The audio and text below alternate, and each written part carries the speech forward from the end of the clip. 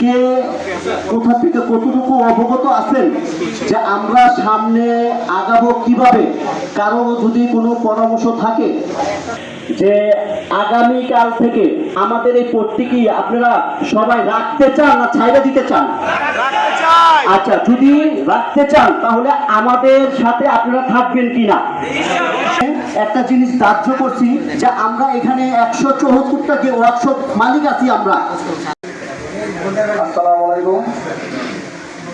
আমরা সবাই একত্রে একসাথে থাকবো, দুঃখে সুখে সবাই একসাথে থাকলে একের লাঠি 10-এর নড়ি, আর 10-এর নড়ি একের বোঝা, বুঝছেন? আমরা সবাই আপদের মধ্যে একসাথে থাকবো।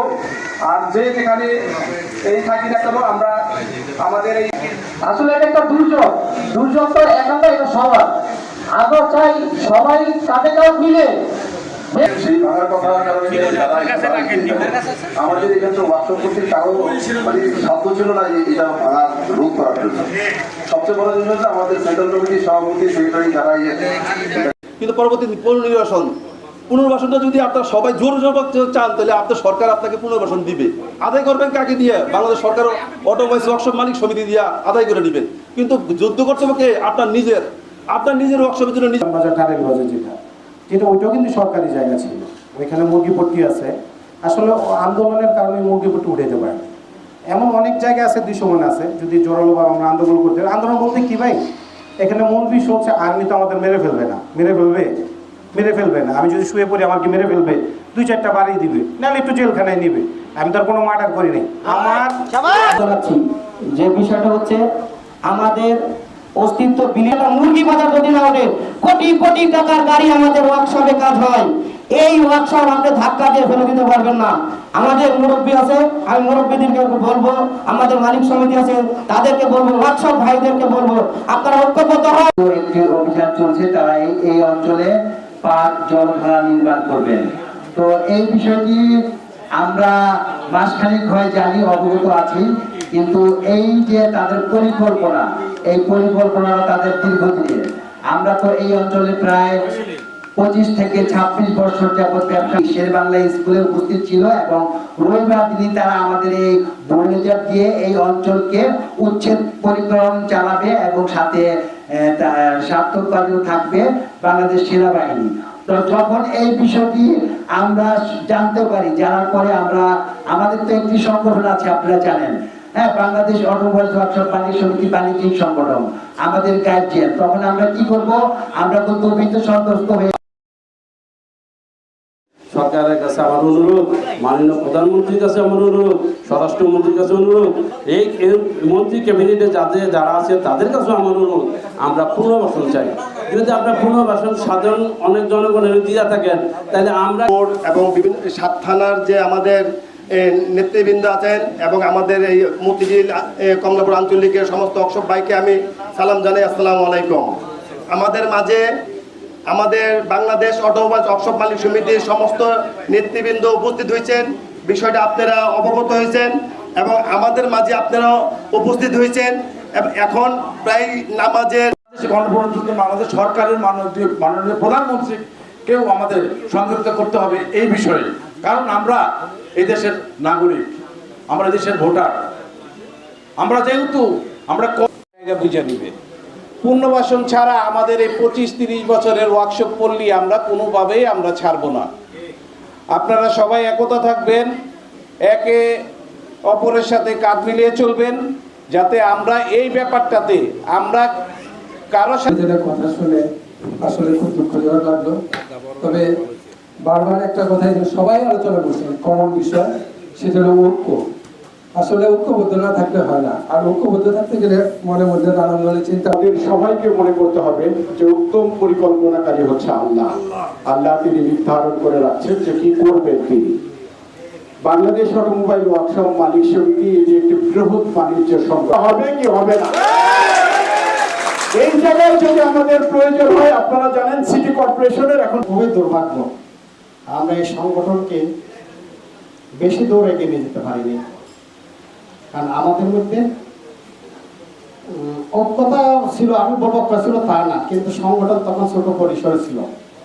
আজকে অটোমোবাইল ওয়ার্কশপ মালিক সমিতি সারা দেশ ব্যাপী সময়ের প্রয়োজনে এবং সময়ের তাগিদে আজকে সংগঠন সুসংগঠিত হয়ে এবং বড় আকার ধারণ করছে। আপনি দেখবেন জায়গা যখন ডেভেলপ হয় তখন দেখবেন যেটা দাম অটোমেটিক বেড়ে যায়। তো আজকে আমাদের কুমার অক্ষম মালিক সমিতিকে বিভিন্ন মন্ত্রণালয় থেকে শুরু করে দেশ চাই এই সেক্টর ডেভেলপ হলে দেশের ভাবমূর্তি উজ্জ্বল হবে। এই সেক্টরটা যত উন্নত শিখরে যাবে তত দেশ উন্নতির দিকে যাবে। যে দেশের যোগাযোগ ব্যবস্থা ভালো না ও দেশ দরিদ্রের মধ্যে থাকে। আজকে বাংলাদেশ সরকার আপনারা জানেন এলডিসি গ্রাজুয়েশনের জন্য যেতে পারে নাই, আবারও 3 বছর সময় বর্ধিত থাকছে। কেন? আমরা মধ্যম আয়ের দেশ ছিলাম, কিন্তু মধ্যম আয়ের দেশ থেকে নিম্ন আয়ের দেশে পরিণত হচ্ছে, যার কারণ এই সেক্টরকে ডেভেলপ করতে পারে নাই। এই যে যুক্তির মধ্যে রেখে দেশ মধ্যম আয়ের দেশ হতে পারে না। মধ্যম আয়ের দেশ হলে বেশ কিছু কন্ডিশন থাকতে হয়। রাস্তার ধারে ফুটপাতে গাড়ি কাজ করা যাবে না, শিল্পোন্নীত করতে হবে। যতগুলো এই ধরনের সেক্টর আছে প্রত্যেককে শিল্পের জন্য অন্তর্ভুক্ত করতে হবে। আপনারা হয়তো জানেন 2008 সালে যখন খায়রুদ্দিন মন্টু সাহেব ছিলেন, দজলা নদীর তীরে যদি একটা কুকুর মারা যায়, আমি ওমর শাসন আমলে কিন্তু আমাকে দায়ভার নিতে হবে। আমি সেই জাহাঙ্গীর, আমি মনে করি আমার সময়ে যদি একটা ওয়ার্কশপ মালিকের যদি ক্ষতি হয়, দায়দার আমাকে আল্লাহর কাছে নিতে হবে। তার কারণে আমি, আপনারা জানেন, গতবার উচ্ছেদ টাকানোর আগের দিন সকালবেলা আর্মিকে এখান থেকে বলেছি এটা আপনার কাজ না। আপনি এখানে বাঁশি বাজানো, আপনি এখানে এসে মেসেজ দেওয়া, এটা আপনার কাজ না। আপনি কন্ট্রাক্টর নিয়েছেন, আপনি এই জায়গায় কাজ করবেন, আপনি ঠিকাদার। আপনাকে যখন গণপূর্ত মন্ত্রণালয়ের রাজক যখন এখানে খালি করে দিবে, তখন আপনি এসে এখানে আপনার খুঁটি কাটবেন। আপনি জলদার করবেন, পার্ক করবেন। পার্ক কার জন্য? জনতা কার জন্য? আমার জন্য। আমি যদি বেঁচে না থাকি, আমি যদি এখানে যদি দাঁড়িয়ে বলি আমাকে অন্ন দাও, আমাকে ভাত দাও, আমাকে চাকরি দাও, আমাকে ওয়ার্কশপ করার সুযোগ করে দাও, তো আমি এই যেখানে আমার ভাত নাই ওখানে আমি কি জনতা কি করবো? দরিদ্রের প্রেম পালাই যায়। কেন পালাই যায়? অভাবের কারণে। তা আমার যেখানে অভাব, আমি তো এলাকায় থাকতে পারবো না, আমার জন্য পার্ক দিলে কি হবে? আমি শুধু একটা কথা বলতে চাই, আল্লাহর রহমতে যদি সব পরিকল্পনাকারী আল্লাহ, আমরা যখন এটাকে উচ্ছেদ ট্যাগ দিতে পেরেছি, আগামীতে আপনারা আল্লাহর রহমতে এটা এখানে থাকতে পারবেন। আমি আপনাদেরকে শুধু একটা অনুরোধ করব, যখন আমরা দাঁড়াবো আপনারা সামনে যাই না, আমার পিছনে, আমাদের সেন্ট্রাল কমিটির নেতৃত্বের পিছনে থাকবেন।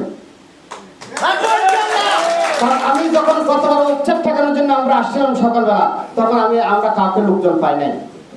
আমাদের কাছে যারা এই এলাকার যারা জায়গার মালিক, তারা উচ্ছেদে তারা তাদের অ্যালটমেন্ট কাগজ নিয়ে আসছে, আমি তাদেরকে বলতে লাইনে দাঁড় করেছি, তারাও লাইনে দাঁড় করেছে, তাদেরকে সাধুবাদ জানাই।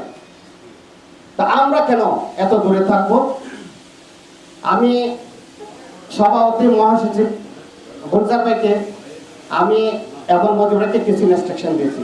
আপনারা একবার চিন্তা করেন, আর্মি এখানে ব্যানার টাঙ্গাই দিয়ে গেছে জনতার হবে, আপনারা কি একটা ওয়ার্কশপ মালিক সমিতির পক্ষ থেকে লেখছেন আমাদের চাকরি দাও, আমাকে অন্য দাও, আমাকে ভাত দাও? আমার উচ্ছেদ মাননীয় মন্ত্রী মহোদয়কে ধন্যবাদ জানাই, উনি আমাদেরকে উচ্ছেদ বন্ধ করে দিয়েছেন, ওনাকে একবার ধন্যবাদ দিয়েছেন আমরা ব্যানার করে। মাননীয় মন্ত্রী মহোদয়কে বাংলাদেশ ওয়ার্কশপ মালিক সমিতিকে অভিনন্দন জানাই, আমাদের রুজি রোজগারের ব্যবস্থা করে দিয়েছেন। ঈদের আগে যখন আমি আসছিলাম, অনেক লোকের কান্না দেখেছিলাম। আমি অনেক ওয়ার্কশপ মালিক যারা এখানে অসহায়, অনেকের বউ বাচ্চারা আমার ফোন দিয়েছে। আমি আগের দিন মির্জা আব্বাসের ওখানে গেছিলাম, আমার মহাসচিব সহ, আপনাদের মন্ত্রীদের অনেকে গেছিলেন। রাত্রে ওখান থেকে সেখানে রাত 12:30 পর্যন্ত ছিলাম। কিভাবে উচ্ছেদ টাকা যায়?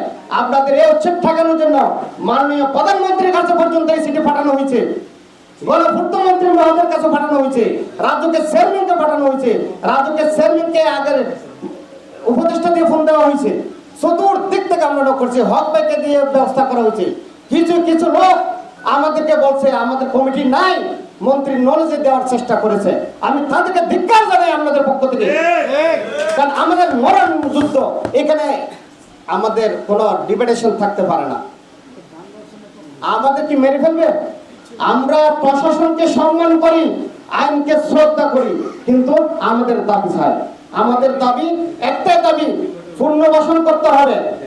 দ্বিতীয়ত আমরা যে কাজ করি, সরকারি প্রতিষ্ঠান করে কাজ করি, আমাদের প্রত্যেকের ট্রেড লাইসেন্স আছে, আমরা কিন্তু লক্ষ লক্ষ কোটি কোটি টাকা আমাদের বকেয়া, আমাদের পাওনা পরিশোধ করেন। আমরা এখানে থাকবো না, আমরা চলে যাব।